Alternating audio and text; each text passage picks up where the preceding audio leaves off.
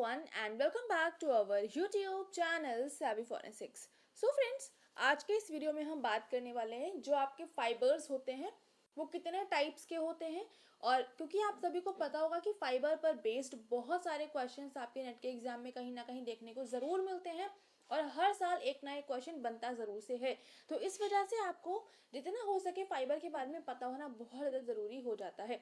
तो पूरा डिटेल में जानने वाले हैं इसका पूरा क्लासिफिकेशन और अलग अलग टाइप के फाइबर्स कौन कौन से किस किस कैटेगरी में आते हैं वो सब कुछ हम इसमें डिटेल में जानने वाले हैं। तो जल्दी से स्टार्ट कर लेते हैं। और यहाँ पर सबसे पहले अगर हम बात करें जो फाइबर्स होते हैं उनको कितने तरह से क्लासिफाई करते हैं, तो एक आ जाते हैं आपके नेचुरल फाइबर्स और एक आ जाते हैं आपके आर्टिफिशियल फाइबर्स। ठीक है, तो ये दो तरह के रहते हैं। मेजर जो क्लासिफिकेशन होता है वो यही होता है।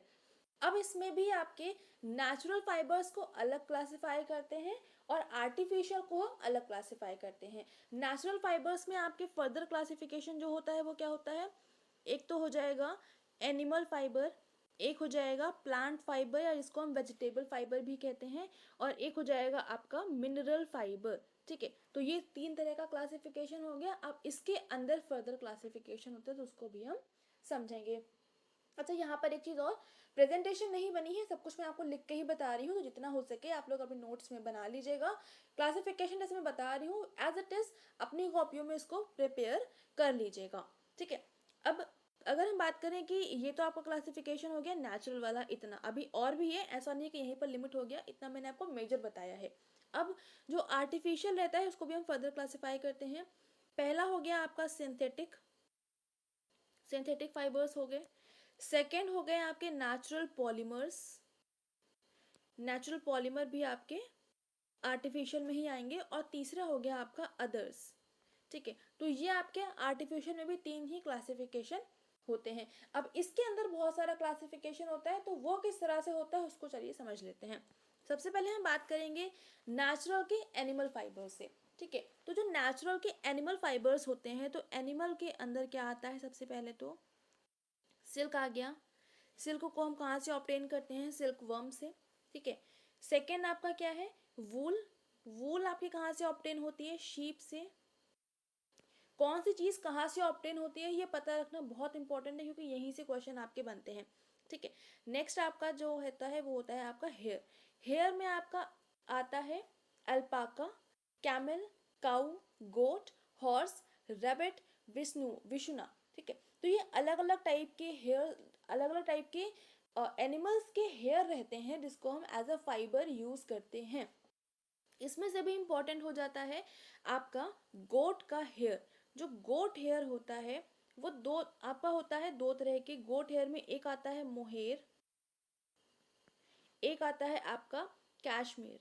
ठीक है, तो ये तो चीज़ हो गई। अब यहाँ पर एक चीज़ कंफ्यूजन क्रिएट होती है रैबिट के हेयर के साथ में। जो रैबिट का हेयर रहता है उससे एक तरह का अंगोरा, इसकी एक कैटेगरी होती है बेसिकली। ये फर्दर इसका जो स्पीशीज बोलते हैं, तो गोट की स्पीशीज होती है mohair and Kashmir, and rabbit की स्पीशीज होती है अंगोरा। तो यहाँ पर आपके एग्जाम में ये आई थिंक फैक्ट में भी और जो आपका नेट का पेपर है दोनों में ही क्वेश्चन पूछा गया था, उसमें मैच दी कॉलम करके शायद था। तो वहाँ पर गोट जो मोहेर होता है वो गोट से ऑब्टेन होता है, और जो अंगोरा होता है, अंगोरा फाइबर्स होते हैं वो आपके रेबिट से ऑब्टेन होते हैं। तो ये चीज़ आपको ध्यान रखनी है। गोट में आपका मोहेर एंड कश्मीर आ गया, एंड रेबिट से अंगोरा। इतना हो गया। बाकी जो अल्पाका, कैमल, काऊ, हॉर्स, विशुना, ये सारा का सारा आपका इन सभी से आपका हेयर ही होते हैं जो कि फाइबर की तरह इनके हम यूज़ करते हैं। तो इतना हो गया आपका एनिमल का क्लासिफिकेशन, यानी कि नेचुरल फाइबर्स में जो एनिमल्स होते हैं उनमें इतने तरह के फाइबर्स हम ऑब्टेन करते हैं। नेक्स्ट यहाँ पर है आपका वेजिटेबल फाइबर्स। तो वेजिटेबल फाइबर्स को हम तीन तरह से क्लासिफाई करते हैं। वेजिटेबल फाइबर्स या इसको हम प्लांट फाइबर्स बोल दें तो उसको हम तीन तरह से क्लासिफाई करते हैं। पहला आता है आपका सीड, यानी कि ऐसे फाइबर्स जो हम प्लांट के सीड से ऑब्टेन करते हैं, तो वो आपके कहलाते हैं वेजिटेबल के सीड फाइबर्स। इसमें आ जाता है आपका कॉटन, केपोक, KAPOK। ठीक है, और उसके अलावा कॉयर। तो ये सारे आपके सीड से ऑब्टेन होने वाले फाइबर्स होते हैं। नेक्स्ट है आपका बास्ट। बास्ट क्या होता है? बास्ट स्टेम का पोर्शन है तो इसको हम बास्ट फाइबर्स बोलते हैं। इसमें आ जाता है आपका फ्लैक्स। नेक्स्ट है हेम्प, जूट, नीफ और रैमी। ठीक है, इसके बाद में नेक्स्ट आ जाता है आपका लीफ। लीफ से ऑब्टेन होने वाले फाइबर्स कौन से हो गए? लीफ से ऑब्टेन होने वाले फाइबर्स हो गए आपके अबेक, ABACE, जिसको हम मनीला भी बोलते हैं। उसके अलावा स्पेस नहीं है तो मैं आपको बस बता दे रही हूँ, आप थोड़ा सा ध्यान से सुन लीजिए। नेक्स्ट हो गया आपका फोर्मियम, इसके बाद में टीनेक्स, सीसल, हेनिक्वेन। ठीक है, मैं आपको बताइए तो एक बार लिख भी देती हूँ। लीफ से ऑब्टेन होने वाले फाइबर्स कौन से हो गए? हेनिक्वेन, टीनेक्स, सीसल, फोर्मियम,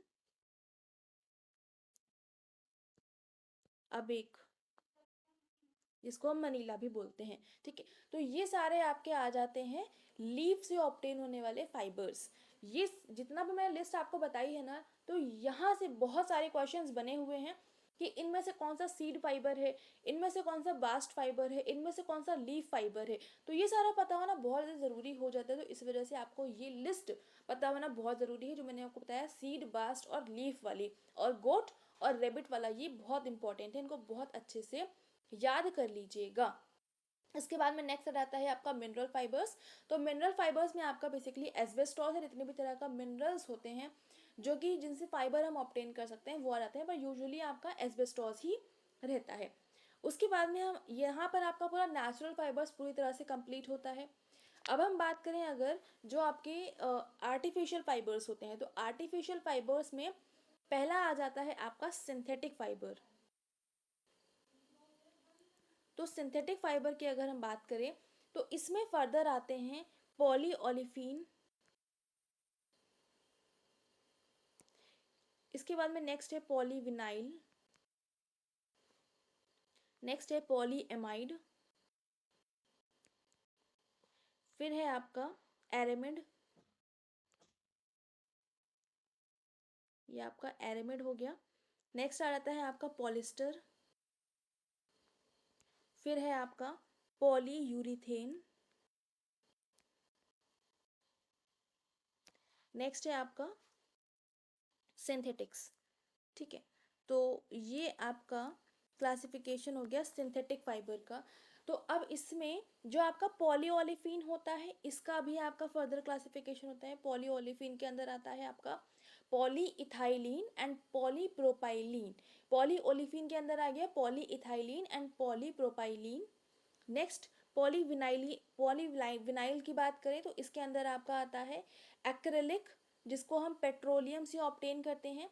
नेक्स्ट है मोडा एक्रेलिक, फिर विनेल, उसके बाद में क्लोरोफाइबर। क्लोरोफाइबर के अंदर आते हैं polyvinyl chloride and polyvinyl dean chloride. ठीक है, और लास्ट आ जाता है आपका पॉलीविनाइल डेरिवेटिव्स में ही फ्लोरोफाइबर, PTFE।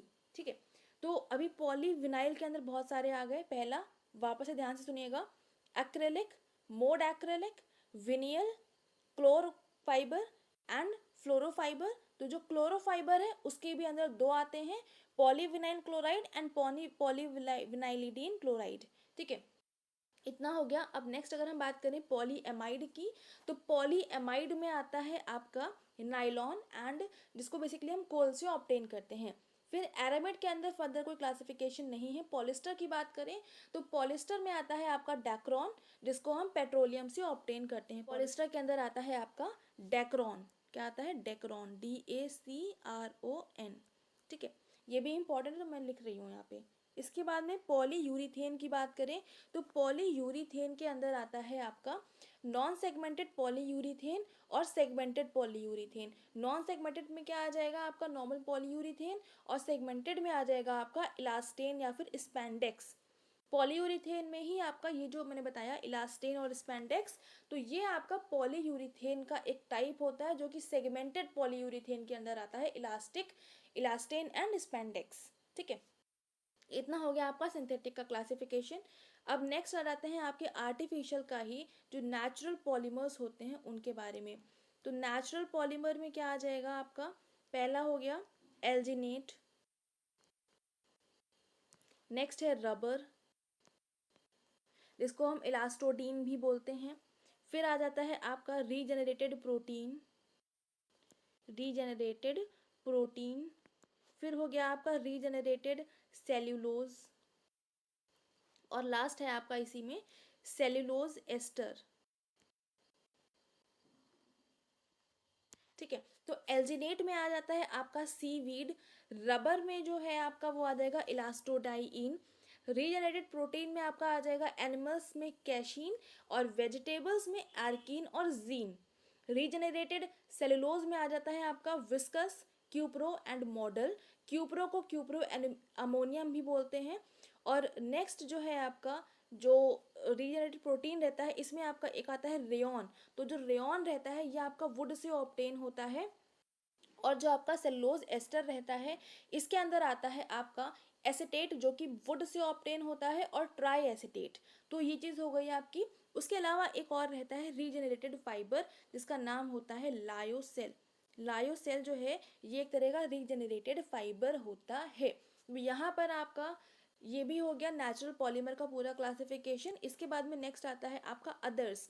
तो अदर्स जो रहता है उसमें क्या आते हैं आपके, अदर्स में आ जाता है आपका glass fibres, metal fibres, ceramic fibres, textile fibres, carbon fibres. तो ये सारा आपका अदर्स में आ जाता है। और कार्बन के अंदर आ जाएगा आपका पॉली एक्राइलो नाइट्राइल, इसको हम शॉर्ट में पैन भी बोलते हैं। तो पैन की फुल फॉर्म भी पता होना चाहिए आपको, polyacrylonitrile. Polyacrylonitrile is the full form of PAN, PAN. और पैन जो है आपका एक तरह का आर्टिफिशियल फाइबर आ जाता है।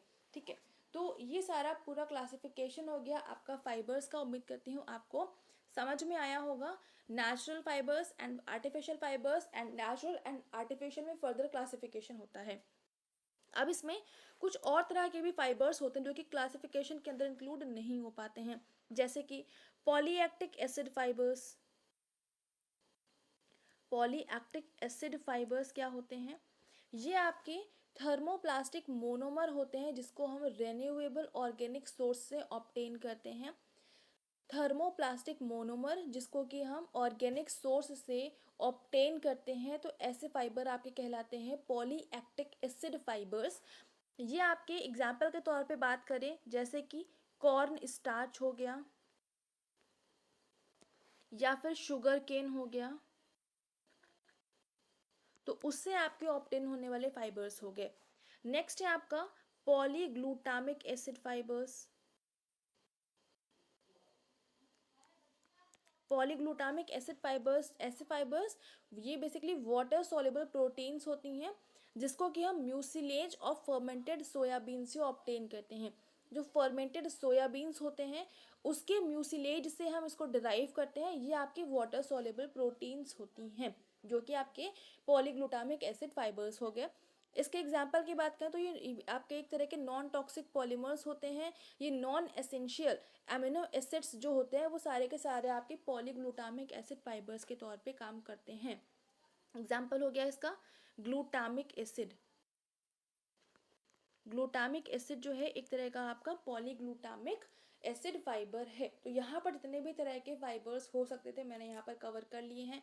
उम्मीद करती हूँ समझ में आ गया होगा। बहुत सारे क्वेश्चंस यहाँ से बनते हैं तो बहुत अच्छे से इसको याद रख लीजिएगा। अच्छा, एक चीज़ और मुझे याद आई, जो रेयॉन होता है, रेयॉन एक तरह का सिंथेटिक फाइबर तो होता ही है, ये आपका पहला फर्स्ट सेमी सिंथेटिक फाइबर है। ठीक है, तो ये जो आपका रेयॉन है ये फर्स्ट सेमी सिंथेटिक फाइबर है।